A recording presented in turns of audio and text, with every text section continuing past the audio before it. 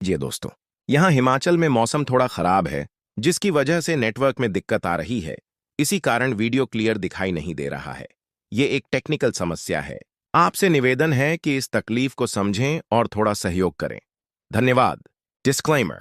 This video is created for educational and storytelling purposes only. It does not promote gambling, betting, or any illegal activities. Viewer discretion is advised.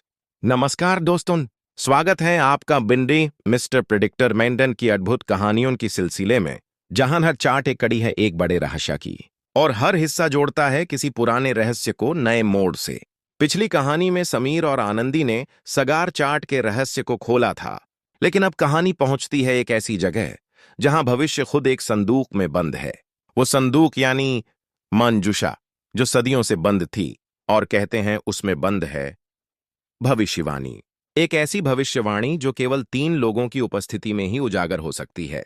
इस बार कहानी के केंद्र में आता है एक नया पात्र, रागिनी, जो एक हस्तरेखा विशेषज्ञ थी और जिसका जीवन अंकों और रेखाओं की गणना में बीता था। उसे एक रहस्यमय पत्र मिला जिसमें लिखा था, मंजूषा चार्ट तेरे भाग्य से जुड़ा है और तू ही उसे खोल सकती है। रागिनी ने जब गांव में कदम रखा तो अचानक हवाएं थम गईं। मंदिर की घंटियां अपने आप बजने लगीं और नरेश ने एक ही बात कही, अब खेल असली भविष्य का है। आनंदी, समीर और रागिनी तीनों को एक साथ ले जाया गया एक पुरानी गुफा में, जहां मंजूषा रखी थी। जैसे ही तीनों ने अपने हाथ उस पर रखे, संदूक से एक नीली रोशनी निकली और सामने एक होलोग्राम उभर आया। उसमें अर्जुन दिखाई दिया, मगर अब वो पहले जैसा नहीं रहा। उसके पीछे एक भयानक छाया थी और वो बस एक वाक्य बोल रहा था, अगर भविष्यवाणी सही साबित हुई तो मैं मिट जाऊंगा। उस होलोग्राम के साथ ही भविष्यवाणी खुली। उसमें लिखा था, तीनों चार्ट जब एक ही दिन मिलेंगे और तीनों रक्षक जब अपने डर से जीतेंगे, तभी समय की मुहर टूटेगी और अतीत से मुक्त होगी आत्मा।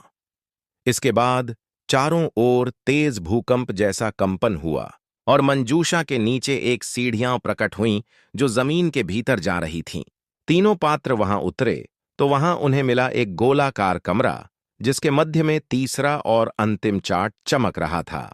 तीसरा अध्याय, शेषपात्र। लेकिन तभी रागिनी की आंखों से खून टपकने लगा और उसने कांपती आवाज में कहा, यह चार्ट मुझे नहीं, तुम्हें लेना होगा आनंदी, क्योंकि जो सच मैं जानती हूं वो तुम सह नहीं पाओगी। अब कहानी एक ऐसे मोड़ पर आ चुकी है जहां हर पात्र का सच सामने आने वाला है।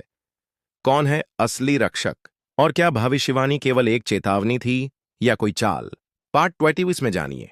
जब तीनों चार्ट मिलेंगे एक बिंदु पर और खुलेगा वो रहस्य जो समय की गिरफ्त में था सदियों से।